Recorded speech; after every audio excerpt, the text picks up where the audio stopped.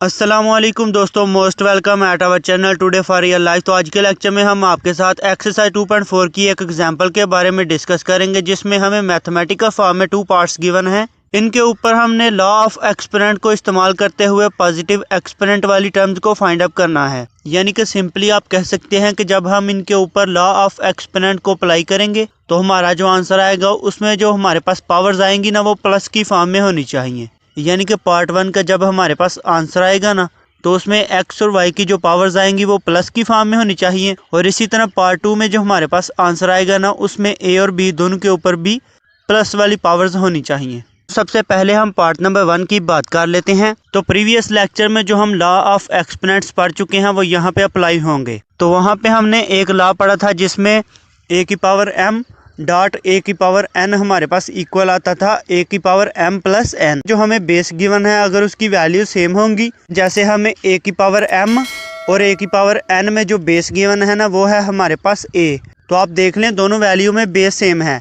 तो अगर base same हो जाए ना, तो बेस को हम एक बेस की फॉर्म में लिख लेते हैं। यानी कि जो हमारे पास a होगा ना, ये एक टाइम आ जाएगा, और जो हमारे पास पावर्स है ना m और n, ये दोनों प्लस हो जाएंगी। ठीक है ना। अब इसको हम पार्ट नंबर 1 पे अप्लाई कर लेते हैं। तो बेसिकली जो पार्ट नंबर 1 की पहली दो वैल्यूज है ना, x की पावर -2 और x की पावर -3, अगर हम यहाँ पे बेस की वैल्यू की बात करें ना, तो बेसिकली जो हमारे पास यहाँ पे बेस है ना, वो है x। तो यहाँ पे दोनों वैल्यूज में आप देख लें, जो हमारे पास x है ना, यानी कि बेस सेम है, तो इसको हम एक x की फॉर्म में लिख लेंगे। और इसकी जो पावर्स है ना -2 और -3, इनको हम प्लस करेंगे तो ये आ जाएगा -5। ठीक है ना।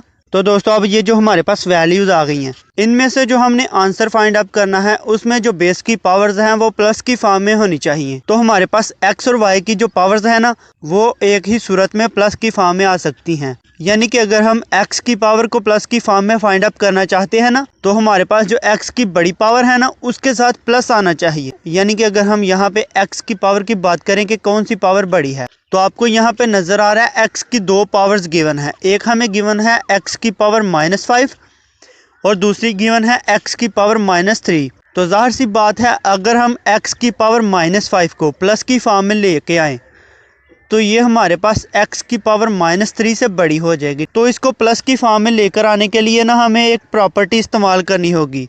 इसे भी हम लॉ ऑफ एक्सपोनेंट्स में डिस्कस कर चुके हैं कि अगर हमें एक वैल्यू गिवन हो जिसकी पावर है m, और इसी तरह बटे के नीचे सेम बेस वाली वैल्यू हमें गिवन हो जिसकी पावर हो n, यानी कि सिर्फ पावर में डिफरेंस हो, तो अगर हम बटे के नीचे वाली वैल्यू को बटे के ऊपर लेके जाए ना, तो इसके साथ जो अलामत है ना, वो चेंज हो जाएगी। और इसी तरह अगर हम बटे के ऊपर वाली वैल्यू को बटे के नीचे लेकर आए ना, तो फिर भी हमारे पास जो पावर गिवन है ना, उसका साइन चेंज हो जाएगा। यानी कि अगर हम x की पावर -5 की बात करें, तो इसको अगर हम बटे के नीचे लेकर आए ना, तो ये हमारे पास आ जाएगा x की पावर +5, और दूसरी हमारे पास पावर थी x की पावर -3। तो जब हमारे पास बेस सेम होंगी, यानी कि एक वैल्यू हमारे पास आ रही है x की पावर 5 और दूसरी आ रही है x की पावर -3, तो बेस को हम एक फॉर्म में लिख लेंगे और इनकी पावर्स आपस में ऐड अप हो जाएंगी। यानी कि x की पावर आ जाएगा 5 - 3। इसी तरह अगर हम दूसरी बेस वाली वैल्यू की बात करें, यानी कि y की बात करें, तो इसमें हमें दो वैल्यूज गिवन है,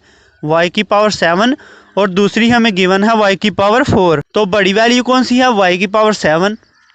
तो छोटी वैल्यू को हम बड़ी वाली वैल्यू के पास लेकर जाएंगे। यानी कि जो हमारे पास बटे के नीचे y की पावर 4 आ रहा है, अगर हम इसको बटे के ऊपर लेकर जाएं, तो ये हमारे पास आ जाएगा y की पावर -4। अब अगर हम यहाँ पर भी देखें, तो बेसिकली हमारे पास सेम बेस वाली दो वैल्यूज आ रही हैं। एक हमारे पास आ रही है y की पावर 7 और दूसरी हमारे पास आ रही है y की पावर -4।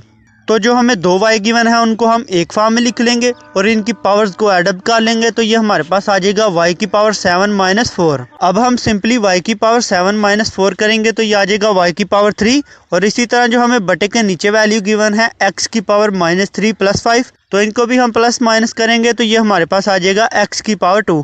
तो बेसिकली जो हमने आंसर फाइंड अप करना था, उसमें जो एक्सपोनेंट की वैल्यू थी वो पॉजिटिव फॉर्म में आनी चाहिए थी। तो यहाँ पे आप देख लें, जो y की पावर है वो 3 है और इसी तरह जो x की पावर है वो है 2।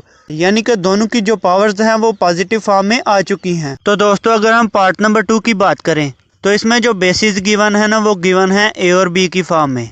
तो जैसा कि हम प्रीवियस क्वेश्चन में डिस्कस कर चुके हैं कि जिस बेस की पावर बड़ी होगी ना वो हमारे पास प्लस की फॉर्म में आनी चाहिए। यानी कि अगर हम यहाँ पे ए की बात करें तो जो हमें बेस ए गिवन है ना उसकी बड़ी पावर कौन सी है 5, ये हमारे पास प्लस की फॉर्म में होनी चाहिए। जबकि यहाँ पे हमें ये नेगेटिव की फॉर्म में गिवन है यानी कि ए की पावर -5 गिवन है। तो अगर हम इसको प्लस की फॉर्म में लेकर आना चाहते हैं, बेसिकली सिंपली जो हमें बटे के नीचे ए की पावर -5 गिवन है ना उसको हमने बटे के ऊपर लेके जाना है, तो ये आ जाएगा ए की पावर +5। अब जो हमारे पास बटे के ऊपर ए की पावर 3 मौजूद था उसके साथ हमारे पास एक और वैल्यू आ जाएगी ए की पावर 5। तो दोनों के बेस सेम हो जाएंगे तो इनकी पावर्स को प्लस कर लेंगे तो बेस हमारे पास ए आ जाएगा, जबकि इनकी पावर्स को प्लस करेंगे तो ये हमारे पास आ जाएगा 3 + 5। अब हम सेकंड वाली बेस की बात कर लेते हैं यानी कि बी की पावर जो हमें 0 गिवन है। तो जब हमने लॉ ऑफ एक्सपोनेंट्स को डिस्कस किया था तो हमने एक प्रॉपर्टी पढ़ी थी जिसमें हमें बताया गया था कि अगर हमारे पास किसी भी वैल्यू की पावर 0 आ जाए ना तो उसका आंसर क्या होगा 1। यानी कि यहाँ पे जो ए और बी हैं ये सेट आर से बिलोंग करते हैं यानी कि रियल वैल्यूज़ हैं। तो अगर हमें कोई भी रियल वैल्यू गिवन हो और उसकी पावर हमें 0 गिवन हो तो उसका आंसर आएगा 1। बस हमारे पास जो रियल वैल्यू है ना वो 0 के इक्वल नहीं होनी चाहिए, ठीक है ना। तो जो हमें b की पावर 0 गिवन है उसकी जगह 1 आ जाएगा। अब जो हमने सेकंड स्टेप करना है ना उसमें हमें जो पावर गिवन है ना उसको हमने पॉजिटिव फॉर्म में लेकर आना है, क्योंकि अगर हम -2 को a की पावर -8 से मल्टीप्लाई करेंगे तो जो a की पावर पॉजिटिव फॉर्म में गिवन है वो तो नेगेटिव फॉर्म में आ जाएगी यानी कि a की पावर -16 हो जाएगा। लेकिन हमें जो आंसर चाहिए वो प्लस की फॉर्म में होना चाहिए। तो जो हमें बटे के ऊपर वैल्यू गिवन है ना यानी कि 4a की पावर 8 उसको हम बटे के नीचे लेकर आएंगे, और जो हमारे पास बटे के नीचे गिवन है 9 इसको हम बटे के ऊपर लेकर जाएंगे, यानी कि इन दोनों की जगह हम रिप्लेस कर देंगे। इन दोनों की जगह रिप्लेस करने से ये फर्क पड़ेगा कि जो हमारे पास जो हमें पावर गिवन है ना -2 वो +2 की फॉर्म में चेंज हो जाएगी। तो अगर हम इन दोनों की जगह रिप्लेस कर देते हैं तो हमारे पास बटे के ऊपर आ जाएगा 9 और बटे के नीचे आ जाएगा 4a की पावर 8। अब जो हमें पावर 2 गिवन है एक दफ़ा हम इसको 9 के ऊपर अप्लाई कर लेते हैं यानी कि 9 की पावर 2 ले लेते हैं, और दूसरी दफ़ा जो हमें बटे के नीचे वैल्यूज़ गिवन है उनकी पावर भी 2 ले लेते हैं। तो बटे के ऊपर हमारे पास आंसर आ जाएगा 81 और बटे के नीचे हमारे पास आंसर आ जाएगा 16 a की पावर 16।